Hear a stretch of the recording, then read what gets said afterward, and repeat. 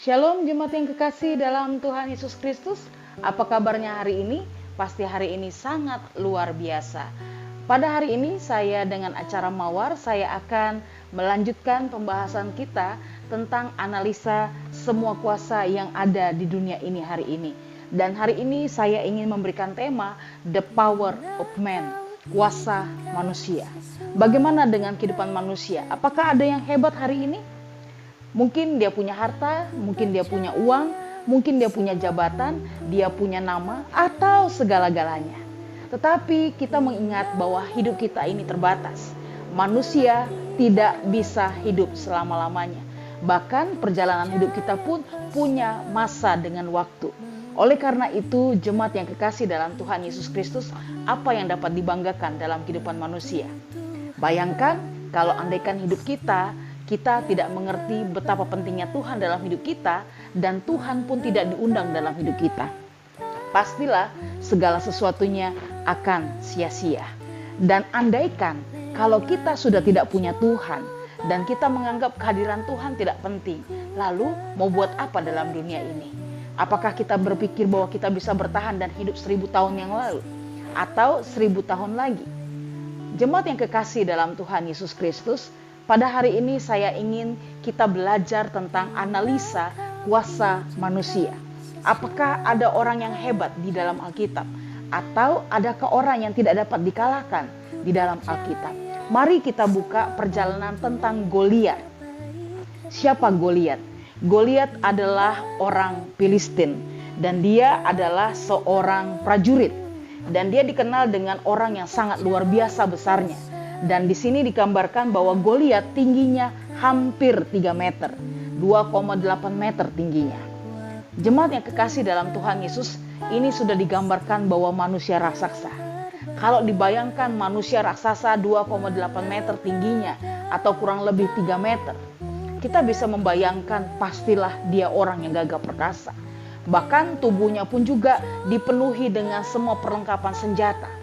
Kalau andaikan kita bayangkan sebagai seorang tentara atau prajurit, ini menggambarkan bahwa dia pasti orang yang bukan biasa-biasa.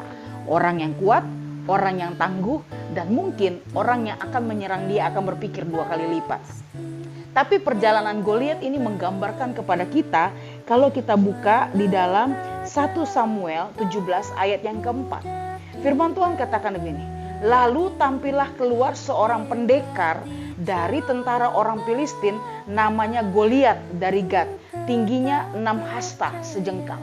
Alkitab membuktikan bahwa Goliat ini orang yang benar-benar gagah perkasa. Dia seorang prajurit yang hebat atau digambarkan tentara orang Filistin. Jemaat yang kekasih dalam Tuhan Yesus Kristus, bagaimana kekalahan Goliat? Orang Filistin ini menganggap bahwa dia adalah punya tentara yang sangat hebat dan tidak bisa terkalahkan. Tetapi kita tahu cerita sekolah minggu ketika Goliat bertemu dengan Daud yang badannya kecil, dan saya anggapkan Goliat itu bagikan jempol. Apa yang terjadi antara Goliat dengan Daud? Ada pujian katakan gini, Goliat datang dengan membawa pedang, Daud datang dengan nama Tuhan, diayunkan berali-alias dor, Goliat mati bersorak victory. Nah, apa yang terjadi jemaat Tuhan? Lagu ini mungkin sudah familiar bagi anak-anak sekolah minggu. Dan di situ mau mengisahkan bahwa Goliat yang badannya besar, tingginya 2,8 meter atau 6 hasta ya, tingginya. Ini menggambarkan bahwa dia bisa kalah hanya dengan Daud yang hanya memakai nama Tuhan. Jemaat yang kekasih dalam Tuhan Yesus Kristus, ini hal yang menarik. Kenapa sih begitu hebatnya Tuhan? Hanya membawa nama dia saja, Daud yang kecil, dia bisa menang. Ini berarti the power of God sedang bekerja dalam hidup manusia. Apa yang dibanggakan oleh manusia hari ini? Tidak ada. Oleh karena itu jemaat yang kekasih dalam Tuhan Yesus, the power of man mau digambarkan di dalam firman Tuhan pada malam hari ini di acara Mawar, bahwa manusia tanpa Tuhan tidak ada apa-apanya. Oleh sebab itu jemaat yang kekasih dalam Tuhan Yesus, saya mau mengajak kita semua untuk melihat apa kata firman Tuhan yang digambarkan tentang the power of man. Mari kita buka Yeremia 17 ayatnya yang kelima sampai dengan ayatnya yang ke-8. Firman Tuhan berkata demikian. Beginilah firman Tuhan. Terkutuklah orang yang mengandalkan manusia. Firman Tuhan mau menjelaskan di sini ada kata terkutuklah. Kenapa dikategorikan terkutuk? Ternyata di sini memberikan gambaran kepada kita, orang yang terkutuk adalah orang yang mengandalkan manusia. Alasannya apa? Di sana dikatakan yang mengandalkan kekuatannya sendiri dan hatinya menjauh daripada Tuhan. Ternyata orang yang mengandalkan manusia ini dikategorikan orang yang hatinya jauh dari Tuhan dan orang yang mengandalkan kekuatannya sendiri. Dan ini adalah bagian yang terkutuk. Jemaat yang kekasih dalam Tuhan Yesus Kristus, seandainya saya bertanya kepada kita andalkan siapa? Kita mengalami kekuatan dari siapa? Kalau kita berpikir bahwa kita mengandalkan kekuatan manusia dan hati kita pun juga jauh dari Tuhan, maka wajarlah hari ini kita susah payah. Karena apa? Kita tidak mengandalkan Tuhan. Hati-hati, nanti kita bisa kena kutuk. Lalu di ayatnya yang ke-6 dikatakan gambaran bagaimana orang yang terkutuk itu. Orang yang jauh dari Tuhan, orang yang mengandalkan manusia, yang hatinya jauh dari Tuhan, ciri-ciri hidupnya bagaimana? Ayatnya yang ke-6 firman Tuhan katakan, ia akan seperti semak bulus di padang belantara. Ia tidak akan mengalami datangnya kebaikan. Bayangkan ada padang yang semuanya semak bulus atau tanaman liar. Semuanya padang belantara, seakan-akan aut-autan. Tidak terlihat jelas tanaman yang rapi ataupun terawat ataupun juga disirami ataupun dengan kondisi yang menghasilkan buah yang baik. Tetapi di sana dikatakan bahwa semak bulus itu dan yang tidak akan pernah mendatangkan kebaikan itu terjadi bagi orang-orang yang mengandalkan manusia. Lalu dikatakan lagi ciri-cirinya. Ia akan tinggal di tanah angus, di padang gurun. Bayangkan sudah semak belukar, ya, tidak pernah mengalami datangnya kebaikan, lalu tinggal di tanah angus. Apa yang mau terjadi? Sangat sulit, penderitaan bergantian terus-menerus. Ini mau menggambarkan kepada kita, bahkan di ayatnya yang berikutnya, di ayatnya yang ke-6 dikatakan bagian terakhir, di negeri padang asin yang tidak berpenduduk, hidupnya terasing. Jemaat yang kekasih dalam Tuhan Yesus Kristus, hari ini kita belajar kalau kita mau diberkati, itu pilihan. Tapi kalau kita pun juga mau terkutuk, itu juga pilihan. Dan Tuhan menggambarkan dalam Yeremia pasal 17 ayat 5 dan 6 ini, menggambarkan bagaimana orang yang mengandalkan kekuatan manusia, the power of man. Ciri-cirinya bagaimana? Hidupnya sangat-sangat sulit. Di padang belantara, tidak akan pernah mengalami datangnya kebaikan, bahkan ditinggal di tanah angus dan di padang yang asin. Jemaat yang kekasih dalam Tuhan Yesus Kristus, itu berarti penderitaan semakin hari semakin banyak dan bertubi-tubi.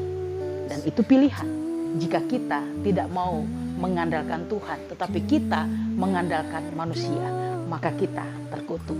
Dan bagaimana kalau kita mengandalkan Tuhan? Ayat yang ke-7 dan ayatnya yang ke-8 firman Tuhan katakan demikian. Diberkatilah orang yang mengandalkan Tuhan, yang menaruh harapannya pada Tuhan. Pertanyaannya, kalau kita mau diberkati, kita mau taat nggak sama Tuhan? Kita mau nggak menaruh harapan kita kepada Tuhan? Maukah kita mengandalkan Tuhan? Ketika sesulit apapun perjalanan hidup ini, mungkin kita akan bertanya, adakah Tuhan dalam hidup kita? Tapi di situ bersakit-sakit dahulu, senangnya kemudian. Karena apa? Kita mau diberkati oleh Tuhan. Bagaimana ciri-ciri orang yang diberkati? Ayat yang ke-8 firman Tuhan katakan, ia akan seperti pohon yang ditanam di tepi air.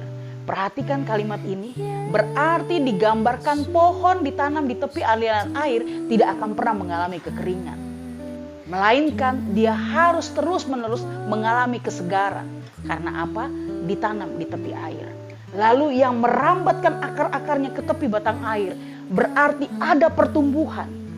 Ada satu kehidupan yang benar-benar terus berjalan, bagaikan akar yang terus bertumbuh, menjalar terus tanpa arah. Lalu dikatakan lagi, dan yang tidak mengalami datangnya panas terik. Panas sekali-sekali perlu, tetapi tidak selamanya akan mengalami panas terik yang membuat kita susah. Jemaat yang kekasih dalam Tuhan Yesus, sungguh luar biasa. Pilihan hidup ada di tangan kita. Lalu dikatakan lagi, yang daunnya tetap hijau, yang tidak khawatir dalam tahun kering, dan yang tidak berhenti menghasilkan buah. Oleh karena itu, jemaat yang kekasih dalam Tuhan Yesus Kristus, jika kita mau diberkati oleh Tuhan, lakukanlah apa yang Tuhan mau, mengandalkan Tuhan dan menaruh harapan ini kepada Tuhan. Maka kita akan senantiasa diberkati. Bahkan di bagian ayat yang terakhir, di ayat yang ke-8 dikatakan, dan yang tidak berhenti menghasilkan buah.